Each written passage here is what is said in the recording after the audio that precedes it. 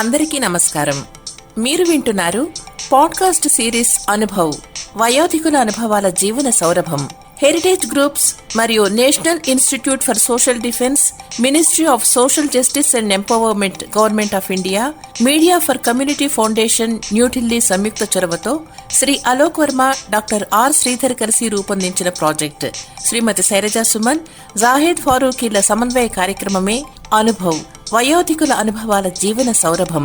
వైద్యులు, ఆసుపత్రులు, వృద్ధాశ్రమాలు, కార్యాచరణ కేంద్రాల వివరాలు అందించి న్యాయపరమైన మార్గదర్శకత్వంలో భావోద్వేగాలకు మద్దతునిస్తూ వృద్ధుల దుర్వినియోగం, నిరాశ్రయుడైన వృద్ధులను రక్షించడం వంటి వాటికి సంబంధించిన సమాచారం కోసం సీనియర్ సిటిజన్ల కోసం జాతీయ toll free help line number 14567, toll free number మరొకసారి 145667ను సంప్రదించవచ్చు.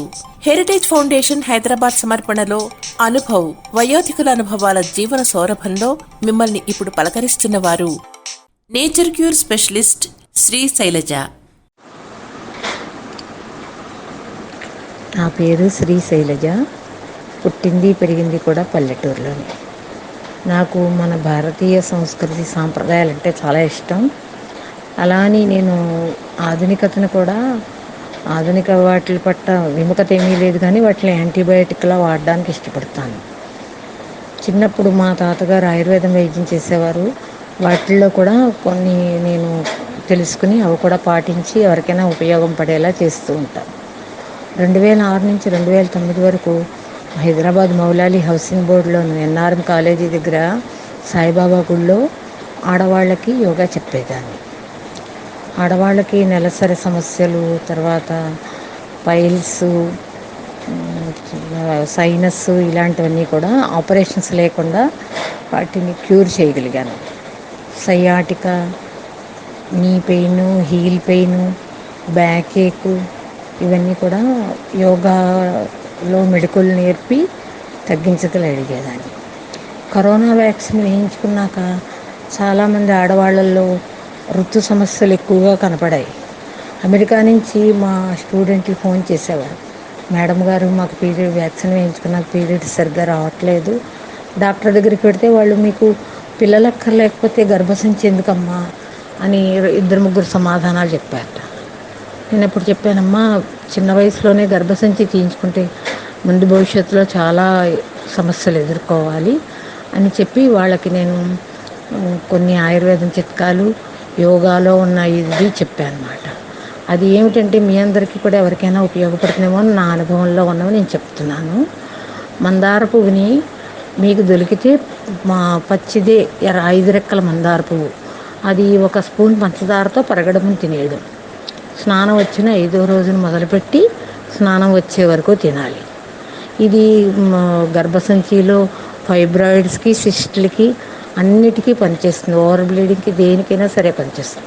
ఇంకో ముఖ్యమైన గమనిక ఏమిటంటే ఇది ఫ్యామిలీ ప్లానింగ్కి కూడా ఉపయోగపడుతుంది. ఎర్రమందార పువ్వు అనేది, అది మీకు పిల్లలు ఎంతకాలం అక్కర్లేదో అంతకాలం మీరు దాన్ని తీసుకుంటూ ఉంటే మీకు కన్సీవ్ అవ్వరు అన్నమాట. ఇది పూర్వం మన స్త్రీలు ఇదే వాడేవారు, ఇంగ్లీష్ వైద్యాలు లేని క్రితం ఈ ఫ్యామిలీ ప్లానింగ్లు అవన్నీ. అవి వాడడం వల్ల తర్వాత ఈ గర్భసంచిలో చాలా ప్రాబ్లమ్స్ వస్తున్నాయి. ఇది న్యాచురల్గా దొరికే వాటితో చేసుకునేది అన్నమాట ఈ పద్ధతి. తర్వాత మీకు నెలసరి సమస్యలు ఏమున్నా కూడా పోగొడుతుంది ఇది. మీకు పచ్చిది దొరకపోతే ఈ హెర్బల్ ప్రొడక్ట్స్ దాంట్లో మీకు దొరుకుతాయి. ఆ పొడి తెచ్చుకునేను 1 స్పూను ఆ పొడి, 1 స్పూన్ పంచదార వేసుకుంటే మీకు ఒక 6 నెలలు కనుక ఇలా వాడితే గర్భసంచి ప్రాబ్లమ్స్ పోతాయి. తర్వాత మీకు పిల్లలు ఎంతకాలం వద్దనుకుంటే అంతకాలం ఈ పొడిని వాడచ్చు. తర్వాత ఎక్కువ మంది ఎసిడిటీతో బాధపడుతూ ఉంటారు. దానికి ఏంటంటే ఒక కట్ట కరివేపాకు, చిన్న కట్ట, తర్వాత ఒక 3 స్పూన్ల వాము, 1 స్పూన్ మిరియాలు, 1/2 స్పూన్ ఉప్పు, ఇన్ని కలిపి వేయించేసి పొడి చేసుకుని రోజు మొదటన్నలో నెయ్యి వేసుకుని తింటే కనుక గ్యాస్ ట్యాబ్లెట్ వాడవలసిన పని లేదు.